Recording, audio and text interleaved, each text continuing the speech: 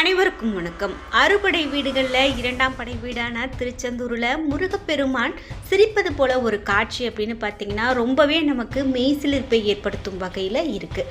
அப்படிப்பட்ட ஒரு வீடியோ காட்சியை நம்ம பார்க்கலாம்.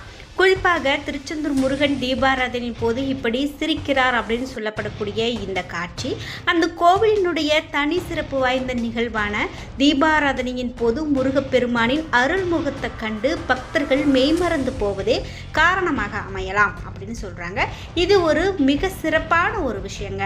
அந்த காட்டப்படக்கூடிய தீபாராதனை முருகப்பெருமானுக்கு வைர அலங்காரம் நிகழ்த்தக்கூடிய நேரத்தில் அந்த தீப ஒளிக்கும் அந்த வைர அலங்காரத்திற்கும் ரொம்பவே சிறப்பாக பார்க்கும்போது நமக்கு கோடி கண் வேண்டும் அப்படின்னு சொல்கிற வகையில் அந்த காட்சி அமைந்திருக்கும். இதை பற்றிய நம்ம இன்னும் மேலும் சுவாரஸ்யமான நிறைய தகவல்களை பார்க்கலாம். அந்த வீடியோ காட்சியையும் தொடர்ந்து பார்க்கலாம். வீடியோவை ஸ்கிப் பண்ணாமல் பாருங்கள். இதே போல் திருச்செந்தூர் முருகப்பெருமான் கோவிலுக்கு நீங்களும் போயிருக்கீங்க, முருகப்பெருமான் உங்களுக்கு பிடிக்கும், நீங்கள் ஒரு முருக பக்தர், அல்லது நீங்கள் இப்போ இன்னும் திருச்செந்தூருக்கு போகலை, இனிமேல் போகணும்னு நினைக்கிறீங்களா? குறிப்பாக முருகனுடைய இந்த கோவிலுக்கு போய் நான் ரொம்பவே வியப்பில் ஆழ்ந்தேன். அதாவது ஒரு சில இடங்களில் பெரிய பெரிய முருகன் சிலைகளை பார்க்குறோம், வெளியூர் வெளிநாடுகளில் போய் கூட பார்க்குறோம்.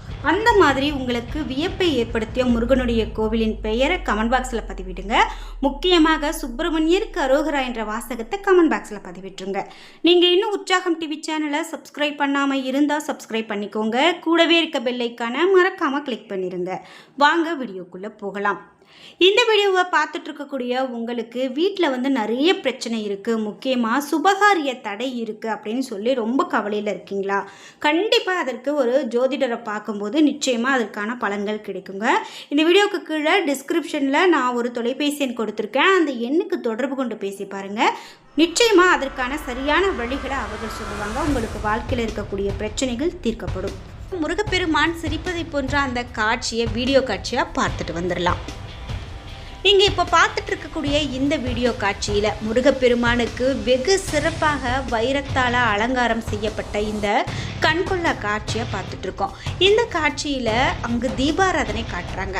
அந்த கற்பூர தீபாராதனை ஒளியில் முருகப்பெருமான் சிரிப்பது போல ஒரு தத்ரூபமான ஒரு நமக்கு தோற்றம் நமக்கு கிடைக்குது அப்படின்னு சொல்லலாம். அந்த தீபாராதனையை மேல் கீழாக இறங்கும்போது நிச்சயமாக முருகப்பெருமான் சிரிக்கிறார் அப்படின்னு சொல்லக்கூடிய அளவுக்கு நம்ம பக்தியில் மெய்மறந்து பார்க்கக்கூடிய ஒரு காட்சியாக இருக்குங்க.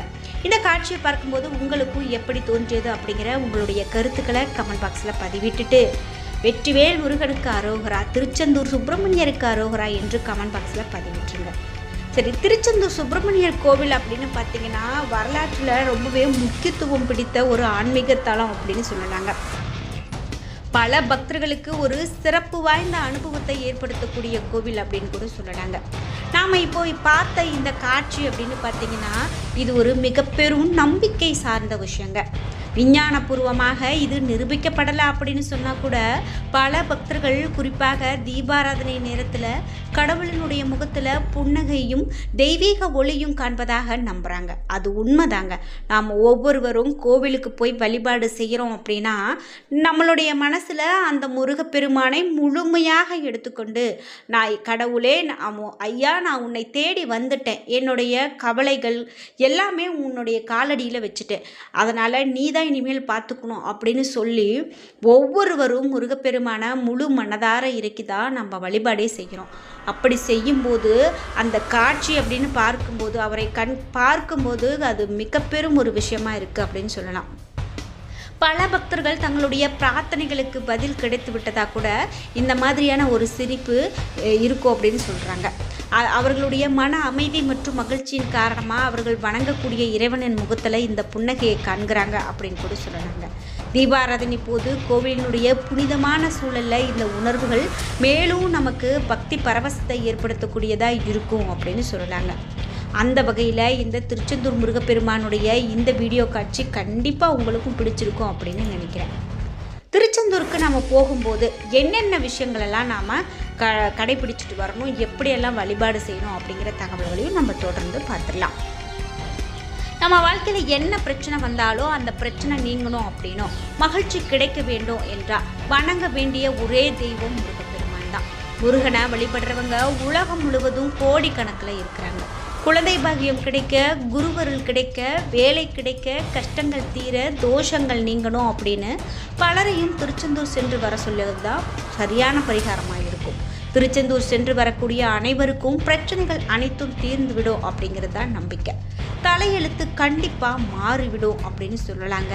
திருச்செந்தூர் சென்று வந்ததும் நமக்கு ஒன்றுமே நடக்கலை அப்படின்னு புலம்புறவங்க இருப்பாங்க.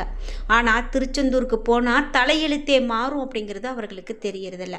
திருச்செந்தூர் சென்று நாம் முருகனை தரிசனம் செய்வது முக்கியம் கிடையாதுங்க.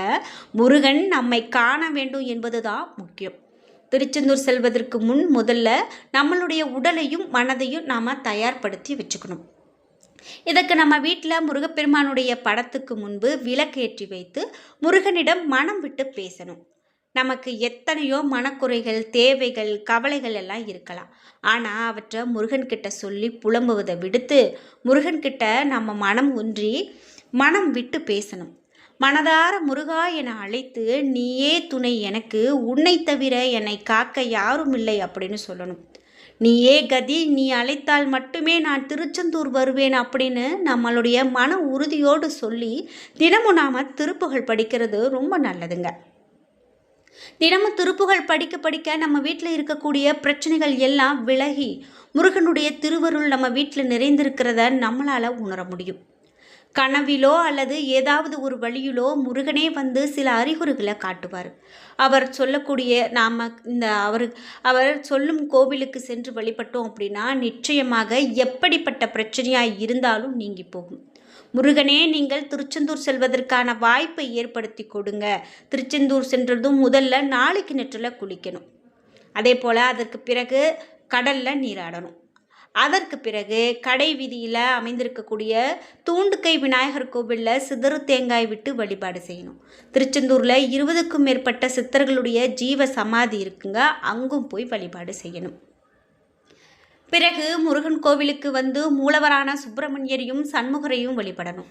இதற்கு பிறகு முருகனுடைய சன்னதிக்கு பின்புறம் இருக்கக்கூடிய பஞ்சலிங்கங்களையும் வழிபாடு செய்யணும். அங்கு வழிபட்ட பிறகு வெளிப்பிரகாரத்தில் இருக்கக்கூடிய குரு பகவான், பைரவர், பெருமாள் ஆகியோரையும் வழிபாடு செய்யணும். கோவிலை வலம் வந்து வணங்கிய பிறகு அதற்கு அர்ச்சகரிடம் பன்னீர் இலையில் கொடுக்கக்கூடிய விபூதியை கேட்டு பெறலாம். பன்னீர் இலையில் மொத்தமாக 12 நரம்புகள் இருக்கும். இந்த இலையில் வைத்து கொடுக்கப்படக்கூடிய விபூதி முருகப்பெருமானே தன்னுடைய 12 கைகளால் பக்தர்களுக்கு பிரசாதத்தையும் அருளையும் வாரி வழங்குறதா இன்னைக்கு வரைக்கும் ஐதீகம் இருக்குங்க. ஆமாங்க, முருகப்பெருமானே பக்தர்களுக்கு தன்னுடைய 6 முகனான முருகப்பெருமானுக்கு 12 கைகள், அந்த கைகளால் இந்த பன்னீர் இலைகளை கொடுக்கிறார் அப்படின்னு தான் அர்த்தம். பிரகாரத்தில் முருகப்பெருமான் சத்ரு சம்ஹார மூர்த்தியாக அந்த கோலத்தில் நமக்கு காட்சி கொடுக்கிறார். அவரை நம்ம வழிபட்டோம் அப்படின்னா எதிரிகளால் ஏற்படக்கூடிய தொல்லைகள் நீங்கும். அதே போல் மூலவர் சுப்பிரமணியருக்கு சண்முக அர்ச்சனை செய்து வழிபடுறது ரொம்ப ரொம்ப சிறப்பு.